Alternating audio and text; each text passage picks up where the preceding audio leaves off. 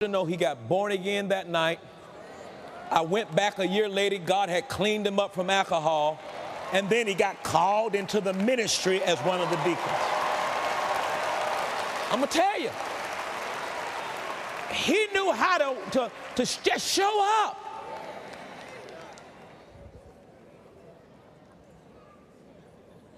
You believe our God is greater? Well, then let them show up like they are. Don't just invite your saved friends to church. Get some of them heathens you know.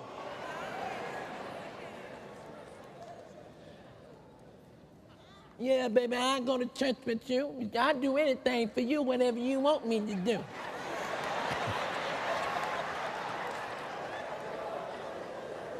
And you just use that little string and just bring them on. Bring them on.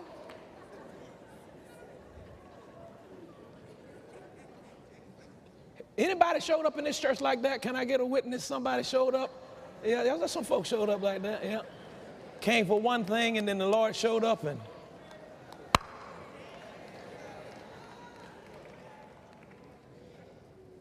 Remember what he said in St. John chapter 1? St. John chapter 1 and verse 12. He said, as many as receive him, to them gave he power to become the sons of God, even to them that believed on his name. See, in the Old Testament, to come to God with sin first meant that you died. If you came to God with sin first, go to Exodus, let me show you. In the Old Testament, if you came to God with sin first, Exodus chapter 30, you would die. That's why Aaron had to be cautious about how he entered in. Exodus chapter 30 and verse 21, he says, so they shall wash their hands and their feet, that they die not, and it shall be a statute forever to them, even to him and to his seed throughout their generation. So they had to wash and they had to be cleansed first before they came before the Lord. And then in Exodus 28 and verse 35, I think he says, and it shall be upon Aaron to minister, and his sound shall be heard when he goeth in unto the holy place before the Lord, when he cometh out, that he die not. So you had to be prepared, but it's different today. It's different today. In the Old Testament, you had to be clean first or you would die. But in the book of Hebrews chapter 10, verse 19, under this new covenant, flip over there, Hebrews 10 and verse 19, he said, having therefore, brethren, boldness or full freedom and confidence to enter into the holiest by the blood of Jesus. Boldness to enter by the blood of Jesus, a new and a living way. So the more you come, the more you're healed. The more you come, the more you're delivered. The more you come, the newer you are.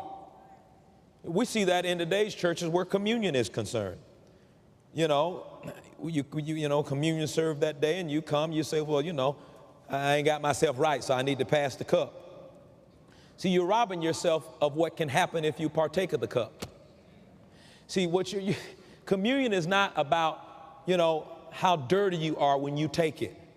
Communion is about that this cup is the blood that represents Jesus Christ that turned on a new covenant for you, and that this bread is striped for your healing. And whatever situation you're in, when you take that communion, seeing that bread as his body and seeing that cup as his blood, something's going to happen on the inside of you. Something's going to be released and imparted on the inside of you.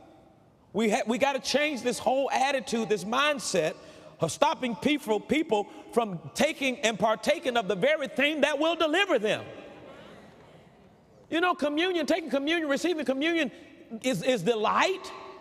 You delight yourself in the Lord when you receive communion. But but I can't take communion because I have sin. No, you don't. Jesus has already paid for it. Do you understand? John says that Jesus came and paid for the sins of the whole world. Well, how come the whole world's not saved? Because we have to still, by faith, receive it. You had to still come and believe it. You had to still come and get and receive it. But listen, Jesus paid for the